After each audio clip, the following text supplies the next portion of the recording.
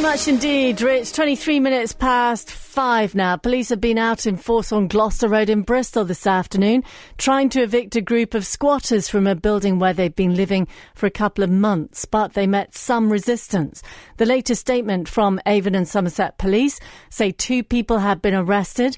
A woman was detained for allegedly breaching COVID-19 regulations, and a man for allegedly breaching COVID-19 regulations and assaulting an emergency services worker. Let's talk to Tony Gosling from Bristol Housing Action, which has supported squatters in the city for decades. He is also an independent journalist. Good afternoon, Tony.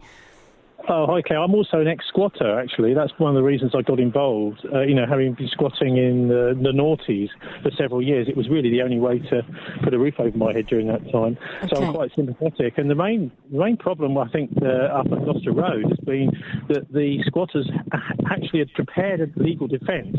But on Monday, we got involved because they phoned us up to say, well, they were supposed to be on some Zoom call, which was the court case over the possession order for the property, but they were told, oh, sorry, when they joined the Zoom call, oh, it's all over, you've lost.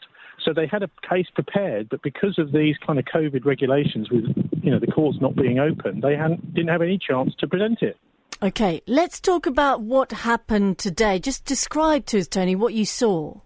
Well, I turned up around about midday, and there was about 120 spectators and supporters. I mean, some people just doing their shopping, walking down Gloucester Road and seeing what is going on. And obviously they want to see. And the main spectacle, I suppose, was that the reason that they're going to have trouble with this particular eviction is because people are actually out standing on the ledges of the bank.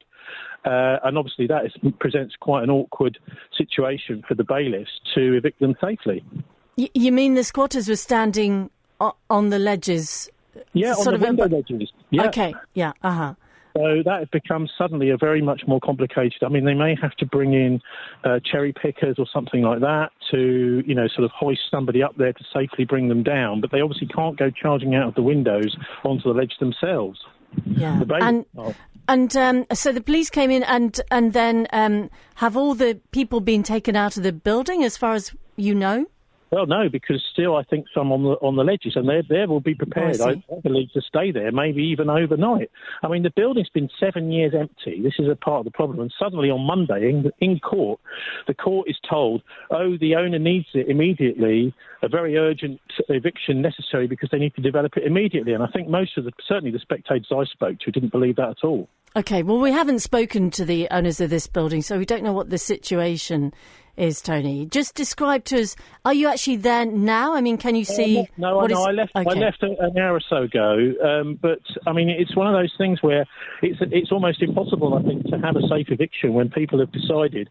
I mean, the reason that having spoken to the squad, I was actually in the squat yesterday speaking to them, and they said, well, look, if they're not going to go through the proper court process and we can't present a defence at all, then we're going to make a fuss about this. And that's why I think they've decided to actually risk their necks by going out on the ledges. But there's also the context of this is this criminal trespass bill. That's one of the things that the squatters were telling me about, saying that there's a criminal trespass bill coming along through the Houses of Parliament at the moment that's going to make what they do and also affect travellers vastly, because it's going to mean that travellers themselves, people in vehicles we've had in Bristol for many decades, on and off, they are going to become criminals under this new law. And so they're trying to draw attention to that too. Yeah, that's some new legislation that's possibly coming through Parliament. And how many people were in there or are in there, as far as you know, Tony? I would say I saw about 12 or 15 people living in there, and they've been in there for a couple of months. It's not just your ordinary squat. They opened it up to the local community. Quite a lot of local people have been in there I've spoken to, and it's a kind of little community centre, really. So, what with squatters are actually making friends with their local community, I can understand why the owners might not want them to get those roots into the community and might want to get rid of them. Of course, it's a very public place right in the middle of Gloucester Road.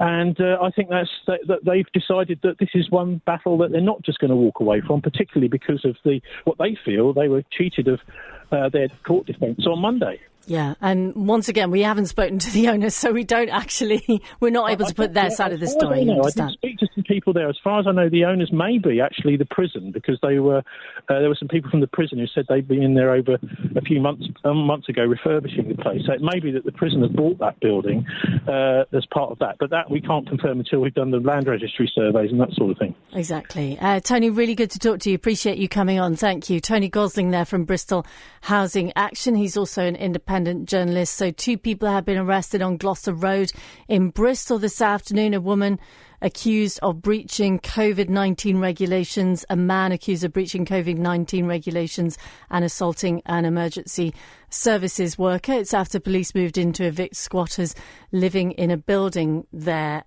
As you heard, we don't know who the owners are, so we aren't able to contact them and speak to them, but no doubt we'll try and follow that up. 28 minutes past 5 on BBC Radio Bristol. This is new from